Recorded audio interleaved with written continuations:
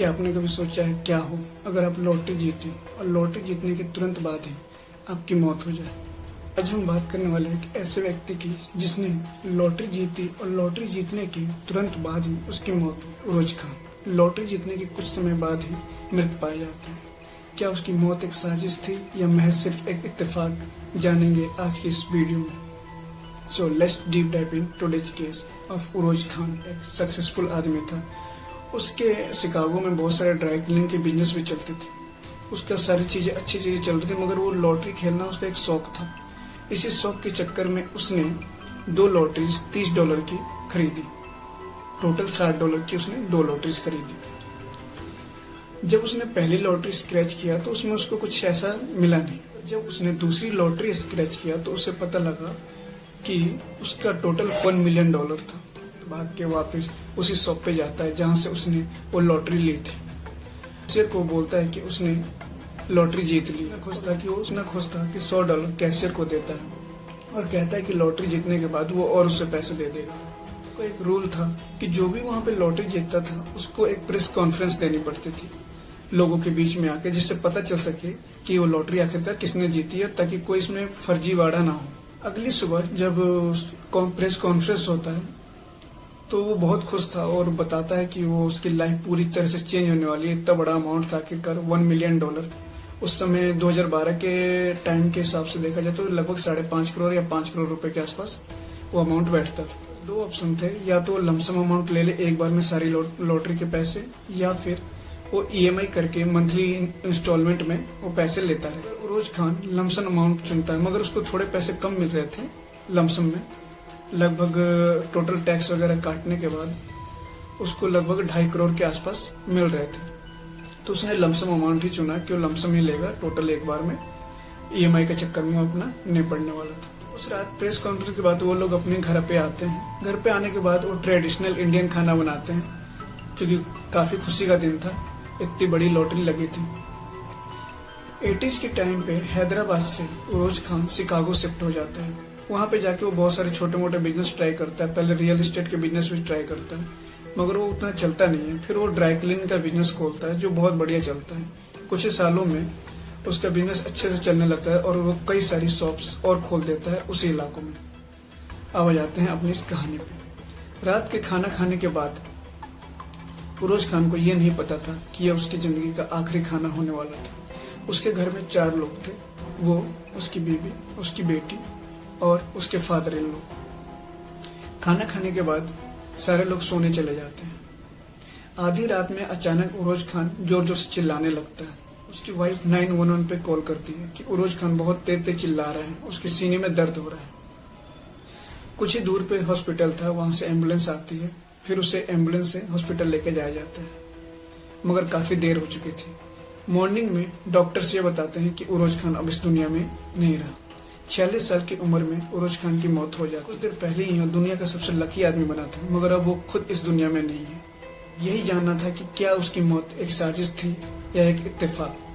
Autopsy नहीं करते हैं क्योंकि ये एक नेचुरल डेथ थी। डॉक्टर्स बोलते हैं कि उसकी डेथ बिल्कुल नेचुरल थी, उसमें ऑटोप्सी की कोई जरूरत नहीं है। बस हाँ, डॉक्टर्स उसके ब्लड टेस्ट जरूर कर लेते हैं एक नॉर्मल टॉक्सिकोलॉजी रिपोर्ट के लिए, ताकि पता चल सके उसके खून में कोई अल्कोहल या कुछ दूसरा ड्रग तो नहीं है। मगर इस नॉर्मल से रिपोर्ट में कुछ ऐसा सामने नहीं आता है कि उसकी बॉडी में कुछ था। उन्होंने उसकी बॉडी में कार्बन मोनोऑक्साइड के लेवल्स भी चेक किए, मगर उसमें भी वो रिपोर्ट नेगेटिव आती है। उसमें भी ऐसा कुछ नहीं मिलता जो सस्पिशियस है। उसकी फैमिली बताती है कि उरोज खान को कोई भी हार्ट डिजीज की प्रॉब्लम वगैरह थी नहीं, तो अचानक से उसको ये हार्ट अटैक आना ये बहुत ही सस्पिशियस था। उसकी फैमिली को लगता है कि जरूर ये मर्डर है। ऐसे भेज जाते हैं। उसकी फैमिली मेडिकल एग्जामिनर के चक्कर काटते रहते हैं कि उसकी ऑटोप्सी एक बार कर लें, क्योंकि ये बहुत ही अननेचुरल था कि अचानक से 46 साल की उम्र में उरोज खान की मौत हो जाए, जबकि उसको ऐसे पहले कोई बीमारी वगैरह थी नहीं। फैमिली के काफी प्रेशर के कारण उसकी ऑटोप्सी करने के लिए मेडिकल एग्जामिनर्स मान जाते हैं। इस बार उनको उरोज खान की बॉडी पे एडवांस टेस्ट परफॉर्म करने थे, ताकि उनको कुछ ऐसा ढूंढना था जो सस्पिशियस कुछ मिल जाए, जिससे ये पता चल सके कि उसकी मौत एक नेचुरल नहीं थी बल्कि कोई साजिश थी। 11 सितंबर को मेडिकल एग्जामिनर पुलिस को कॉल करते हैं। करने के बाद उनको पता चलता है कि उरोज खान की बॉडी में साइनाइड था।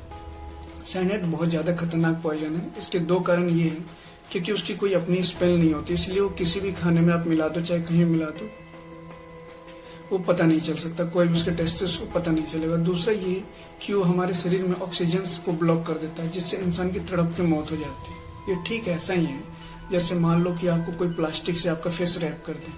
पहला शक उसकी वाइफ पे जाता है, शबाना अंसारी। उसको लगता है कि शायद उसी ने खाने में जहर मिला दिया हो और जिसके कारण से उरोज खान की मौत हो गई। शबाना बोलते कि उसका इसमें कोई हाथ नहीं है, वो चाहे तो उसके घर पे आके पूरी छानबीन कर सकते हैं। पुलिस उसके घर पे जाती है और पूरा सर्च करते हैं, मगर उन्हें कोई भी ट्रेस नहीं मिलते हैं साइनाइड के। अब दूसरा शक उसके फादर इन लॉ पे जाता है। पुलिस उसके भी बैकग्राउंड को चेक करती है, उसके पास कुछ उधार थे, तो शायद इन लोग के पास मोटिव हो सकता था उरोज खान को मारने का, कि शायद वो लॉटरी के पैसे लेके अपने उधार वगैरह चुका दे। मगर बाद में काफी छानबीन करने के बाद भी ये पता चलता है कि उसके फादर इन लॉ का भी इसमें कोई हाथ नहीं है। बट फिर भी अभी भी क्वेश्चन वही था कि आखिरकार उसकी बॉडी में इतना ज्यादा साइनाइड आया कहाँ से। अब पुलिस को थोड़ा और रिसर्च करना था, इसलिए वो दोबारा से परमिशन लेते हैं कोर्ट से कि उसकी बॉडी को दोबारा से निकालने की परमिशन दे दी जाए, ताकि वो और भी टेस्ट परफॉर्म कर सके। जून 2013 को जज परमिशन दे देते हैं उसकी बॉडी को दोबारा निकालने के लिए।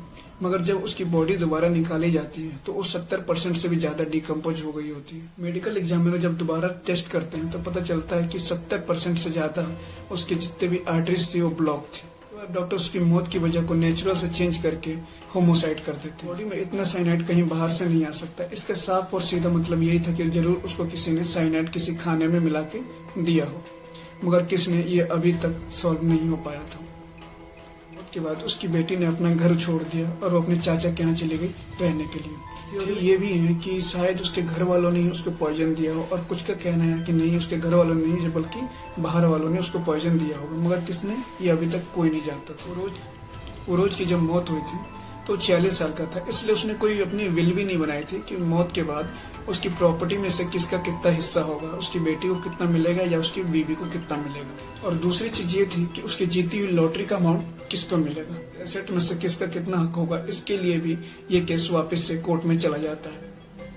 कई रिपोर्ट्स में ये लिखा है कि 2/3 उसकी बेटी को और 1/3 उसकी वाइफ को मिलता है, और कई रिपोर्ट्स में इसका उल्टा है कि 1/3 उसकी बेटी को और 2/3 उसकी वाइफ को मिलता है। बट जो भी है, जज ये फैसला करते हैं कि दोनों को लगभग आधी आधी प्रॉपर्टी और उसके जीते हुए अमाउंट्स में से दोनों को दिया जाए। और ये एग्रीमेंट भी करवाया जाता है कि जब तक उनके पास कोई भी ठोस या कोई भी वैलिड सबूत ना हो कि उरोज का मर्डर किसने किया है, वो एक दूसरे पे इल्जाम नहीं लगा सकते।